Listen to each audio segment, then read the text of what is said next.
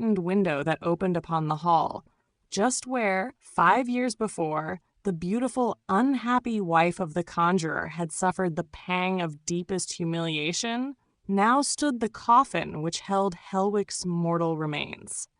Once more they had surrounded the former merchant and man of affairs with all the splendor of wealth. Solid silver handles shone along the sides of the bier, and the dead man's head rested upon a white satin pillow. Terrible contrast. Close by the sunken face breathed the scent of freshly cut flowers. Young, innocent life, doomed to die before its time, in honor of the dead. Many people came and went, whispering, treading softly. He who lay there had been rich, respected, generous, but now he was dead. Almost every eye slipped hastily, half afraid, over the pale, destroyed features and lingered instead on the display, the last flicker of earthly pomp. Felicitas crouched in a dark corner behind several tubs of oleander and orange trees. For 2 days she had not been allowed to see her uncle. The sick room had been sternly closed. Now she knelt on the cold flags and stared at that utterly strange head from which death had wiped every trace of his boundless kindness. What had a child known of dying? She had been present in his last moments, and yet had not understood that with the flow of blood from his lips, all must suddenly be at an end. His eyes had rested on her with an indescribable look as they sent her from the room. Outside in the street, she had paced up and down beneath the wide open windows, anxious and indignant. She knew how carefully he shunned every breath of draught, and now they were so reckless up there. She had wondered why no fire had been lit that evening in the chimney, and when at last she begged to carry in his lamp and tea, Friederike had cried angrily, "Why, child, are you not right in your head? Don't you understand German? He is dead, dead." Now she saw him again, changed past recognition, and now the child began to grasp what death meant. Whenever a new stream of the curious filled the hall, Friederike would come out of the kitchen, pressing the corner of her apron to her eyes and extolling the virtues of the man she had vexed whenever she could. "Just look at that girl!" She burst out angrily when she caught sight of Felicitas's white little face, with its burning, tearless eyes between the orange trees. "Not one single tear does she shed! Ungrateful creature! She can't have a spark of love in her." "You never loved him, and you cry, Friederike," answered the child sharply, though in a dead voice, and drew still farther into her corner. The hall gradually emptied. Instead of the lower folk, who now took up their stand in the market-place to watch the funeral procession, black-coated gentlemen appeared. After a brief pause beside the coffin, they passed into the parlor to offer condolences to the widow. For a moment the great vaulted hall was still. It might almost have been called solemn, but for the subdued murmur of voices from the room within. Then Felicitas started violently from her brooding and stared in terror at the glass door leading to the yard. Behind the panes a strange face had appeared. He lay there, with eyes sunken and features changed about the rigid mouth, yet he seemed to be looking in again, searching the empty hall with his old, kindly expression, though his head was strangely wrapped. It was almost ghostly when the lock turned softly, and the door swung noiselessly inward. The strange figure crossed the threshold. Yes, those were Hellwig's features, strikingly alike, but they belonged to a woman, a little old lady who, in quaint attire long banished from the realm of fashion, walked slowly towards the coffin. A close-fitting, gourd-skirted gown of heavy black silk without a wrinkle clung to her thin, angular figure. It was short, showing a pair of tiny feet that trod rather uncertainly. Above her forehead lay a wealth of carefully arranged snowy curls, over which a fine black lace scarf was drawn and tied beneath her chin. The old lady did not notice the child, who gazed at her breathlessly, and went straight to the dead. At sight of the wasted face, she started visibly. Her left hand, almost unconsciously, let a bouquet of costly flowers fall upon the corpse's breast. For a moment she hid her eyes in her handkerchief. Then she laid her right hand, deeply moved, as though in solemn adjuration, upon the cold brow. "Do you know now how all this was bound together, Fritz?" she whispered. "Yes, you know it. You know it, as your father and mother have long known it. I have forgiven you, Fritz. You did not understand that you were doing wrong. Sleep well. Sleep well." Once more she took the waxen hand tenderly between both her own, then she stepped back and would have withdrawn as quietly as she had come. At that instant the parlor door opened, and Mrs. Hellwig appeared. Her face, beneath the black crepe bonnet, was whiter than marble, yet the immobility of her features only made it more terrible. There was not the faintest trace of tears about the eyes.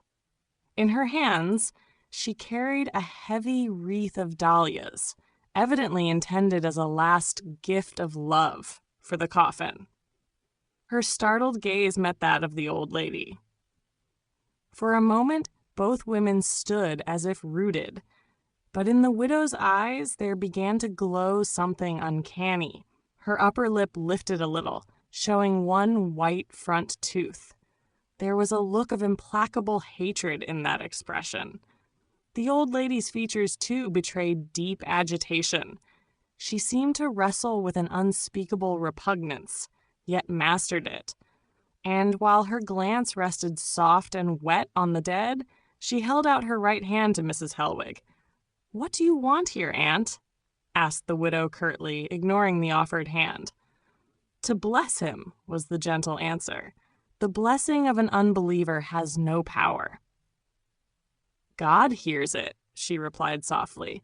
"His eternal wisdom and love despise not the humble form, if it comes from a faithful heart." "And from a soul laden with guilt," added Mrs. Hellwig with biting scorn. The old lady drew herself up to her full height. "Judge not," she began, lifting a warning forefinger, then checked herself with inexpressible mildness and looked down upon the dead. "No, no word more shall disturb your holy peace. Farewell, Fritz!" She walked slowly back into the yard and vanished through a door which Felicitas had always found locked before. "Well, that was strong of the old Mamsell," hissed Friederike, who had watched the scene from the kitchen door. Mrs. Hellwig shrugged her shoulders in silence and laid her wreath at the feet of the dead. She had not yet fully mastered her inner emotion. Her features, so little used to expressing womanly gentleness, so immovably set in iron severity, grew terribly vivid in hatred and contempt. Whoever had once seen the evil smile that then dragged her mouth downward trusted the quiet of that face no more. She bent over the corpse as though to alter something in the arrangement. Her hand struck against the bouquet of the old lady, which rolled over the edge of the coffin and fell at Felicitas's feet. Outside, the clock struck 3. Several clergy investments came into the hall. The gentlemen also emerged from the parlor, and with them Nathaniel beside a tall, gaunt youth. The widow had telegraphed the news of his father's death to her son Johannes, and that morning he had arrived to attend the funeral. For a moment the little Felicitas forgot her grief and gazed with all the curiosity of a 9-year-old at the one who had been the father's favorite. Was he weeping behind the slim, well-kept hand with which he had covered his eyes at sight of the dead? No tear escaped, and to the child's unpracticed eye there was, Beyond an unusual pallor, no sign of strong emotion in the grave face. Nathaniel stood beside him.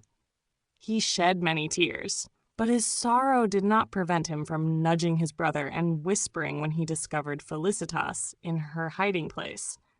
Johannes's glance followed the finger. For the first time, those eyes rested upon the child's face. They were terrible eyes, stern, dark, without any light of kindness or inner warmth. In the family Bible, there was a picture of the evangelist John, the beloved disciple. A gentle, lovely face with almost womanly softness of line. That is the Johannes by the Rhine, Felicitas had always declared, and her uncle had smiled and nodded. There was no likeness between those fair, bright-locked features and this head with close-cut hair and the grave, pale, irregular profile. "Go away, child. You are in the way here," he ordered sternly when he saw that preparations were being made to close the coffin.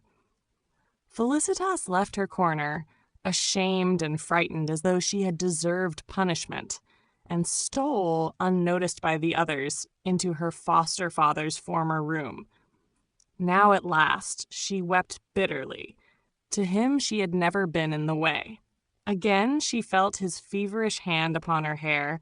Again she heard his kind, weak voice whisper, as in those last days, "Come, Fee, my child, I like so much to have you with me." Hark! What was that hammering outside? The harsh sound rang through the lofty room where so many scarcely dared to whisper. Felicitas softly lifted the green curtain and looked into the hall. Horror!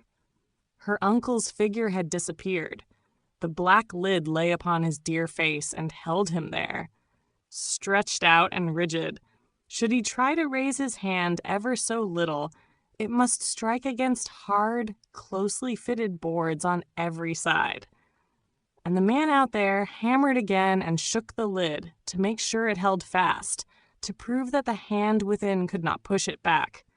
There, inside the deep darkness of the narrow box, where one could not breathe, where one was so terribly alone, the child screamed aloud in terror.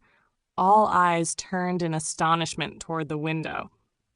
But Felicitas saw only the great gray eyes, whose glance had frightened her before.